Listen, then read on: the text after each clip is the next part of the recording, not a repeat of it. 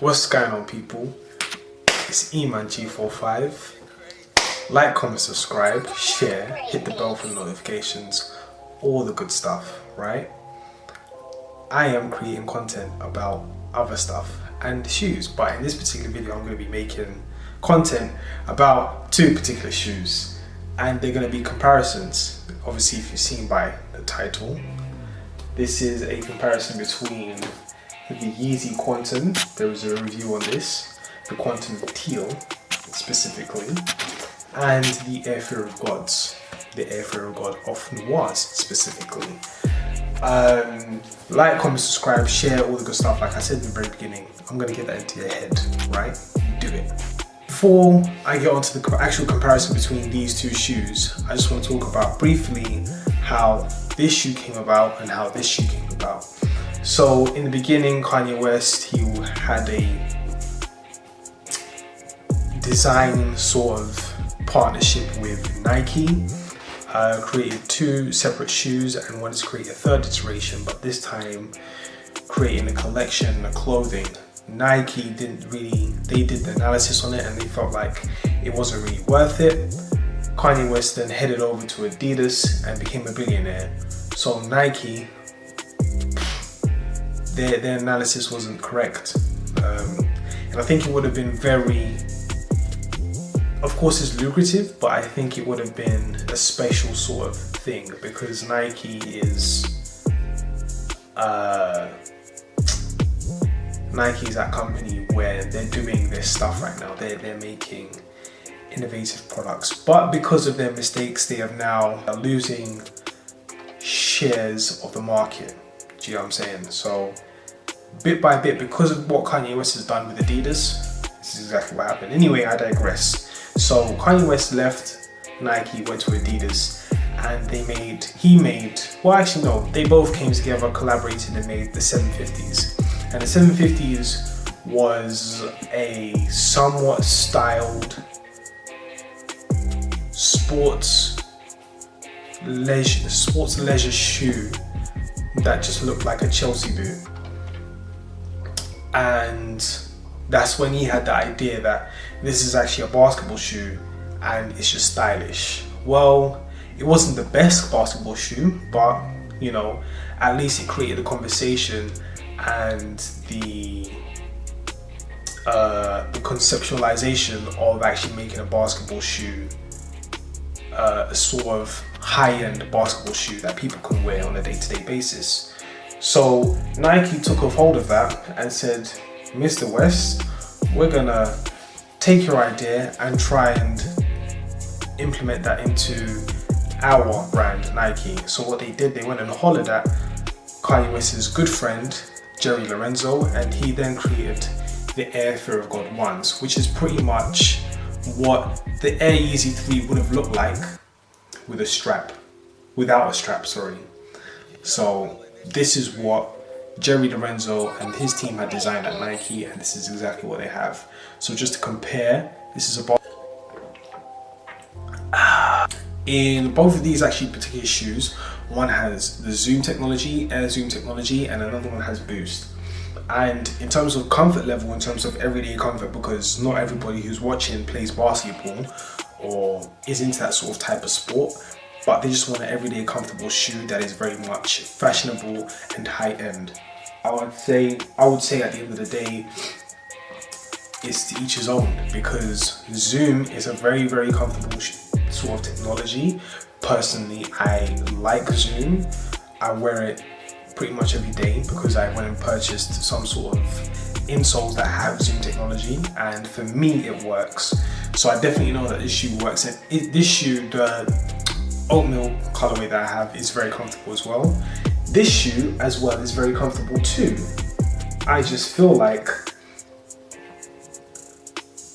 for what it's supposed to do compared to this one does it better, because first of all, it's comfortable. Two, the response on the shoe in terms of your foot and absorption, the shock absorption is absolutely brilliant. That doesn't necessarily mean that this is bad. It's just that I prefer this shoe over this shoe.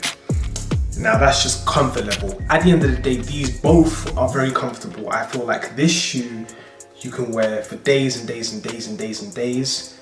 And towards the end, you will feel that it's not necessarily comfortable. That's not to say that this shoe isn't comfortable. It is a very comfortable shoe. But this one will just carry on for another couple of weeks.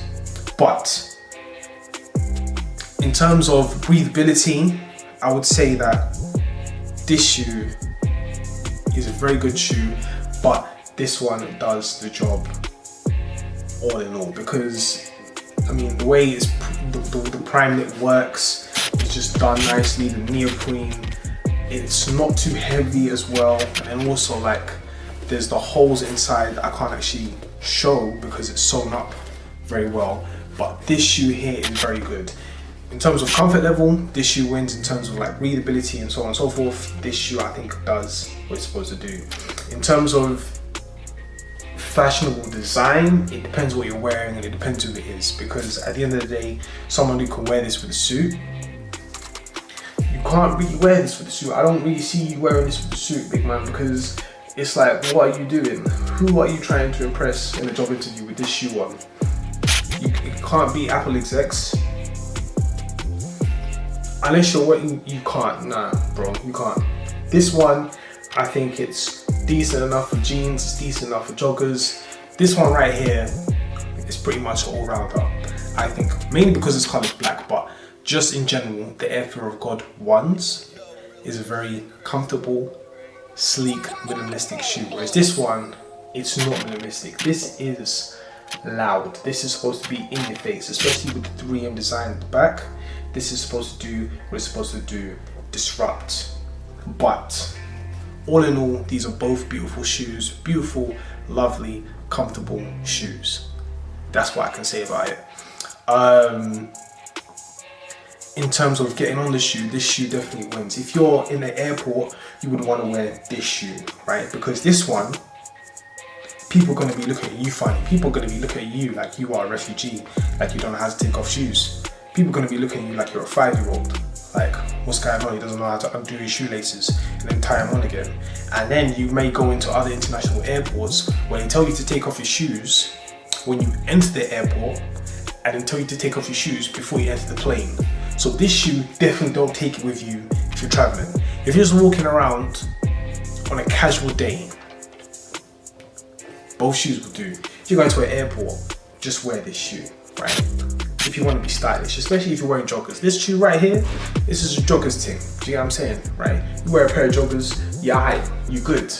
You know what I mean? Feel me? But in terms of like just both shoes in particular, I think this is both well-designed shoes, and this is pushing the envelope for higher end sneakers, because basketball shoes have not really been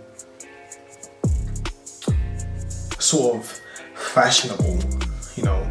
I mean, the retros definitely took a turn. I feel like the LeBron 4s for me was probably the last shoe, and then you had the LeBron 10s, and then that's it. Like everything just went pear-shaped after that. I think the new LeBron, the LeBron 18s with the melon tint, those are very nice. I'm gonna put that right there. Those are very nice. I would definitely like to rock them. But all in all, I think that these two shoes are definitely pushing the envelope for everyday wear, something that is cool, something that is nice, and something that is comfortable. Anyways, that's all I have to say about these two shoes. As I said in the very beginning of the video, like, comment, subscribe, share, all that good stuff. You know what I mean? By the time I open my eyes, you would have done that. Get me? Anyways, bye guys.